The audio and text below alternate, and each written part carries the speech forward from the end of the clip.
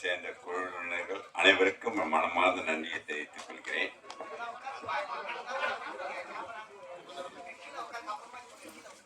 உங்கள் நேரத்தை நிறைய எடுத்துக்கொள்ள விரும்பவில்லை. இப்பொழுது கருணாகரனுடைய 61வது சிறப்பு மலர் வெளியீட்டு விழாவில் சொக்கலிங்கன் பேசுவதில் மிக்க மகிழ்ச்சி. இது ஒரு வேண்டுகோள் அவரிடம் நான் விடுவிக்க விரும்புகின்றேன். இவருடைய 100வது ஆண்டு பிறந்தநாள் விழாவில் வெளியீட்டு அளவில் சொக்கலிங்கத்தை அழைக்க வேண்டும் நினைக்கின்றேன். இன்றுடன் சொக்கலிங்கத்திற்கு 81 வயதாகிவிட்டது. ஆனால் இதுவரை நான் ஒரு மாத்திரை கூட சாப்பிட்டதில்லை. ஏனெனில் கற்றதை அனைத்தும் சொக்கலிங்கம் இன்று வரை கடைபிடித்துக் கொண்டிருப்பதால் மட்டும்தான். உண்மையில் நான் இங்கே அரங்கத்தில் பேசும்போது சொக்கலிங்கத்திற்கு 30 வயது மாதிரி பேசிக்கொண்டு இருப்பதற்கு ஒரே ஒரு காரணம், ஐயா முத்துராமனுக்கு தெரியும், ஜட்ஜி ஜோதிமணி 60 வருடமா எனக்கு தெரியும். நான் தொடர்ந்து சினிமாவை பார்த்து கொண்டு இருப்பதால் தான் நான் உடல் நலத்துடன் இருக்கின்றேன். என் வயதையும் குறைத்து கொண்டே இருப்பதற்கு காரணம் திரைப்படம் தான். உங்கள் அனைவருக்கும் என் மனமார்ந்த நன்றியை தெரிவித்துக் கொள்கிறேன்.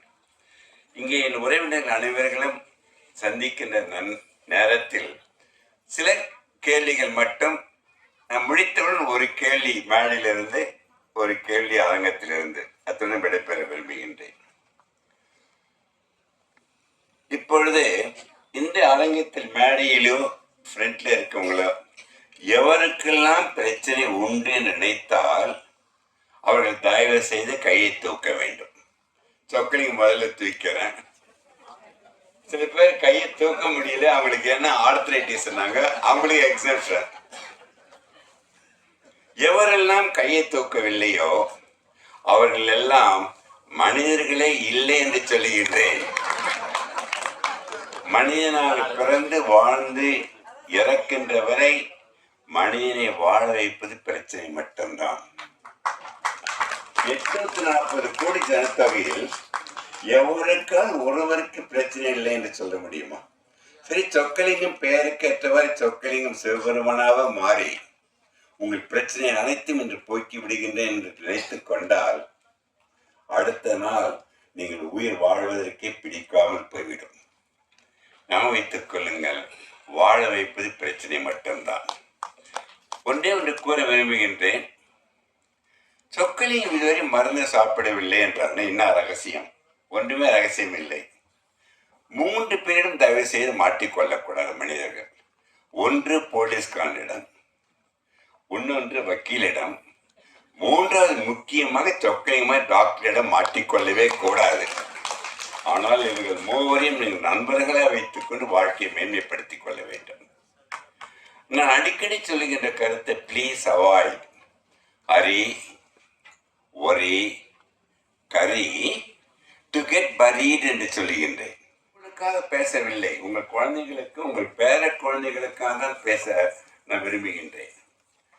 நான் இந்த உயிரினம் தெய்வம் உடல் எனும் ஆலயத்தில் மட்டும்தான் இயங்க முடியும். அதற்காகத்தான் ஆலய வழிபாடு என்று தோன்றியதும் கூட.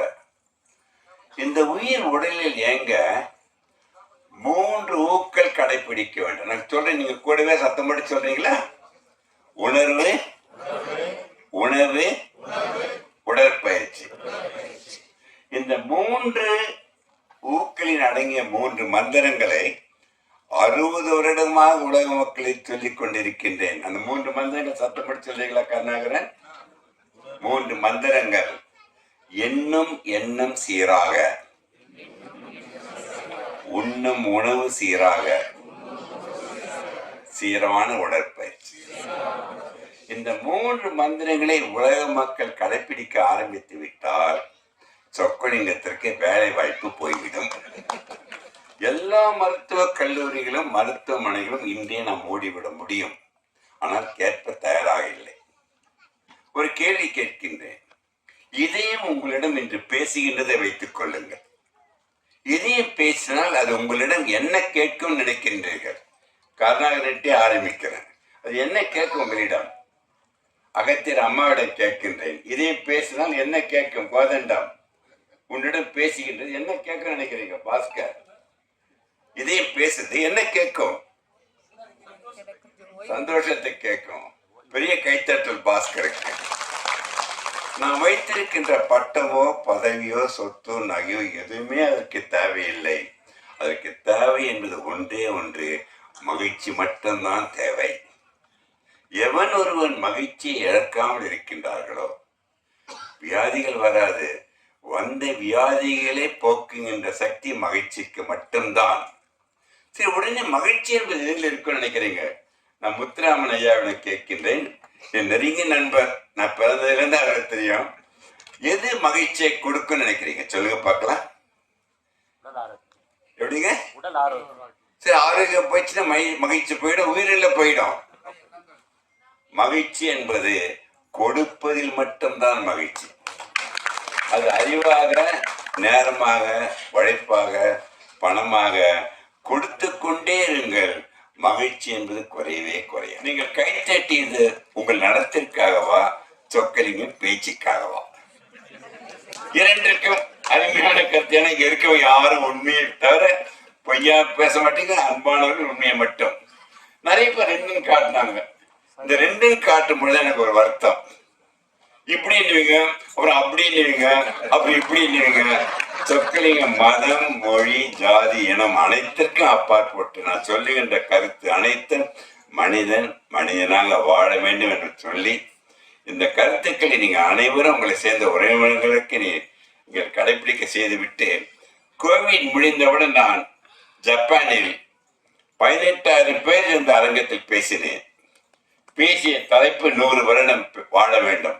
2,000 பேர் எழுதி நின்னாங்க. கருணாகரன் என் பேச்சை கேட்கவில்லை. நான் என்னங்க கேட்டேன்?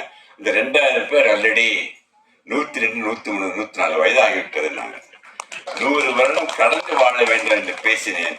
அவர்கள் அனைவரும் வாழ்வதற்கு காரணம், அவர்கள் அனைவருமே தன் மொழிக்காக, தன் நாட்டிற்காக வித் நேச்சரோடு வாழும் பொழுது வாழ்க்கை கூடிக்கொண்டே போகும் என்று காட்டு சொல்லி, நேற்று என்பது மனித பானை, நாளை என்பது மதிமை இருக்கின்ற பூனை, இன்று என்பதுதான் கையில் இருக்கின்ற வீணை என்று ரசித்து வாழ கற்றுக்கொண்டு அனைவரும் ஒரு நிமிடம் எழுந்து நிற்க வேண்டும். முடிந்தவர்கள் நிற்க வேண்டும் என்று சொல்வதற்கு காரணம், அமர்வர் இருந்து நிற்கும் பொழுது உங்களுக்கு புத்துணர்ச்சி வந்துடும். அது நிற்க வேண்டும் சொல்வதற்கு நம் அனைவருக்கும், இந்த மேடையில் அலங்கரித்துக் கொண்டிருக்கும் கதாநாயகன், மேடையில் இருப்பவர்கள் அனைவருக்கும் நாம் மகிழ்ச்சியுடன் கைத்தட்டி வாழ்த்து சொல்ல வேண்டும்.